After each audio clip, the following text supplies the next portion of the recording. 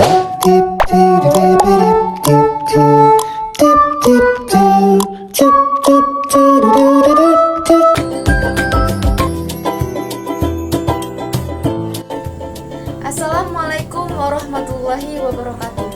Hai semuanya, perkenalkan nama saya Yelsi Wulandari, NIM 85663035. Pada video kali ini saya akan melakukan pengamatan mengenai simbiosis.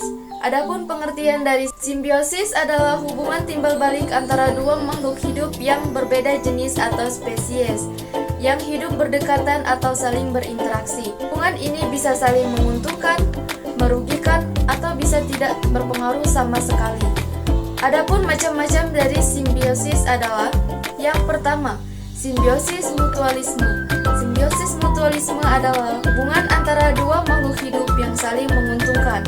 Dan yang kedua yaitu simbiosis komensalisme. Pengertian dari simbiosis komensalisme adalah hubungan antara dua makhluk hidup di mana yang pertama diuntungkan dan yang pihak kedua tidak diuntungkan maupun dirugikan. Dan yang ketiga yaitu simbiosis parasitisme, di mana simbiosis parasitisme adalah hubungan antara dua makhluk hidup di mana pihak yang pertama yaitu diuntungkan sedangkan pihak yang kedua itu dirugikan. Sebelum kita melakukan pengamatan di luar, adapun alat dan bahan yang diperlukan. Yang pertama yaitu alat tulis, dan yang kedua yaitu lembar kerja atau pengamatan, dan yang ketiga yaitu lingkungan sekitar. Karena alat dan bahannya sudah siap, ayo kita langsung saja melakukan pengamatan video simbiosis yang berada di lingkungan sekitar kita berada.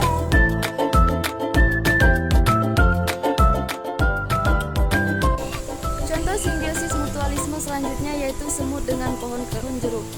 Di sini keuntungan di semut yaitu kutu daun yang menghisap getah dari pohon jeruk menghasilkan getah manis yang disebut dengan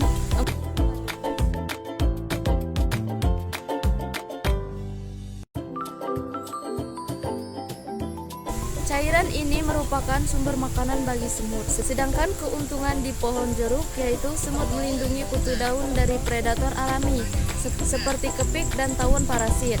Semut secara tidak langsung melindungi populasi hama tersebut tetap terkendali. Lebah dan bunga. Lebah di sini mendapatkan keuntungan karena bunga menyediakan nektar atau sumber makanan berupa gula dan serbuk sari sebagai protein. Sedangkan bunga mendapatkan manfaat karena lebah membantu penyerbukan sehingga bunga bisa berkembang biak dan menghasilkan biji. Cacing tanah dan tanah. Cacing tanah mendapatkan makanan dari bahan organik di tanah, sementara tanah mendapatkan manfaat dari cacing yang membuat lubang sehingga air dan udara lebih mudah masuk, dan akar tanaman bisa menyerap nutrisi.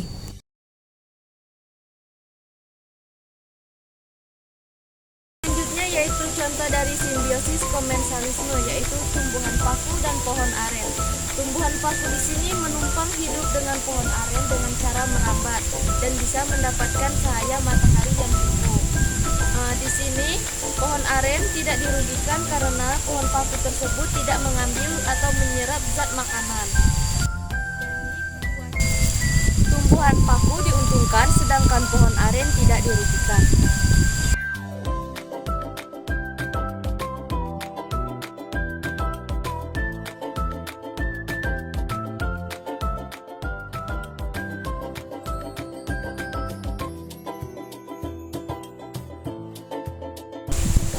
Contoh simbiosis komensalisme selanjutnya yaitu bunga anggrek dengan pohon kelapa.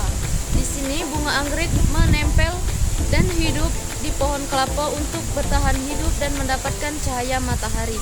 Sedangkan untuk pohon kelapa sendiri tidak dirugikan maupun diuntungkan karena bunga anggrek di sini tidak menyerap zat makanan yang terdapat di pohon kelapa.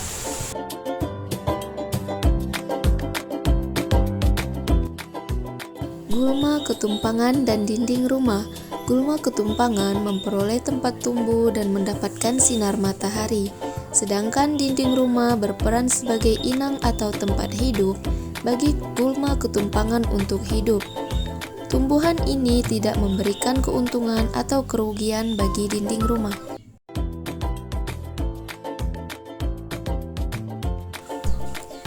Bagi seekor nyamuk, hubungan ini menguntungkan karena bukan saja mendapatkan darah, tapi juga dapat berkembang biak.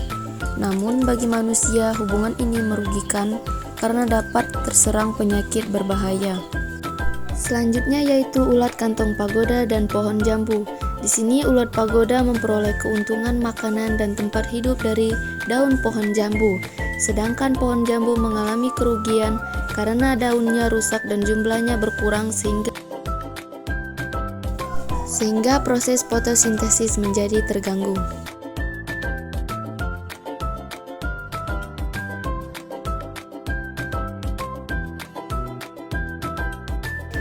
Kutu dan kucing. Kutu di sini mendapatkan keuntungan berupa makanan atau darah dari tubuh kucing.